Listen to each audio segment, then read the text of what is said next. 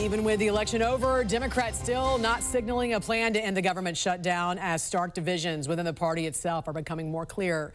Republicans, meantime, weighing all options to free up federal funding, which unfortunately has been taken hostage in now the longest shutdown in U.S. history. Joining us now to discuss is GOP Florida Congressman Randy Fine. Good morning to you, sir. Welcome to the National News Desk. Thanks for having me. You know, clearly there's some far-left Democrats who want radical change, who became even more emboldened after Tuesday's election. So now even extending Obamacare subsidies won't be enough for compromise, it sounds like. What's your thoughts? Are there enough moderate Democrats to open the government back up in the Senate? And if not, what's your thoughts on Senate Republicans ending the filibuster? Well, there haven't been for 35 days. And I think it's disgusting that in order to hide the failure of Obamacare and give free health care to illegal immigrants, Democrats have kept the government closed. I do think it's a reasonable idea to say, should the minority party have the power to shut down the government? I don't think they should be able to have that power. So I think on a limited basis, eliminating the filibuster, so the majority party, Republicans have the presidency, we have the House, and we have a majority in the Senate, we should be able to operate the government. And I think it's worth looking into and getting rid of the filibuster for that purpose. So I want to read to you what President Trump posted on Truth Social. He wrote, "The Democrats are far more likely to win the midterms in the next presidential election if we don't do the termination of the filibuster, because it will be impossible for Republicans to get common sense policies done with these crazed Democrat lunatics being able to block everything by withholding their votes. For 3 years, nothing will be passed and Republicans will be blamed. If we do terminate the filibuster, we will get everything approved like no Congress in history." I mean, he might have a point there. Is this going to be 3 years of nothing getting passed because of the filibuster at this point? Well, he does have a point. Democrats won't support anything. And I just want people to consider this. If Democrats just thought it was good politics to keep the government closed, no matter what, they just want it to be closed because they don't want to go to work.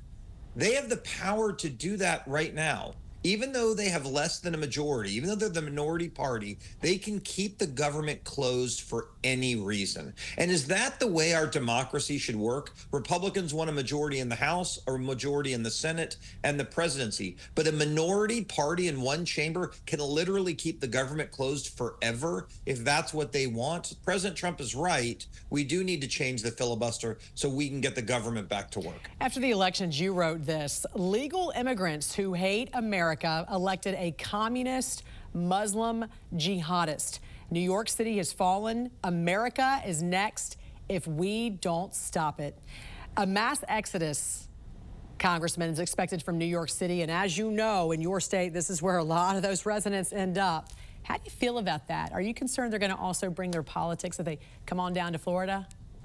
Well, what we've seen over the last 5 years, they don't. The people who leave are abandoning those policies. The idiots who vote for the policies, they stay, and then they scratch their heads and they wonder why they don't work. Look, the election in New York is incredibly good news for Florida. Our state's going to continue to grow, but it's incredibly bad news for the country, because now one of our greatest cities is going to give in to communism and socialism, which was brought to them not by people who were born in America, by people who came to America not because they love it, but because they wanted to change it. And there's nothing wrong with America. And I think what we see in New York is very, very dangerous. Yeah, and I want to, even in your state, home prices have soared, insurance has increased, home ownership has just become so unattainable for so many. And so if, let's say you were to get an influx of some folks from wherever down there in Florida, how do you fix something like that? How do Floridians feel about that? And what's your thoughts about a 100% tariff for New Yorkers who do move there, like Texas Governor Greg Abbott's planning to do?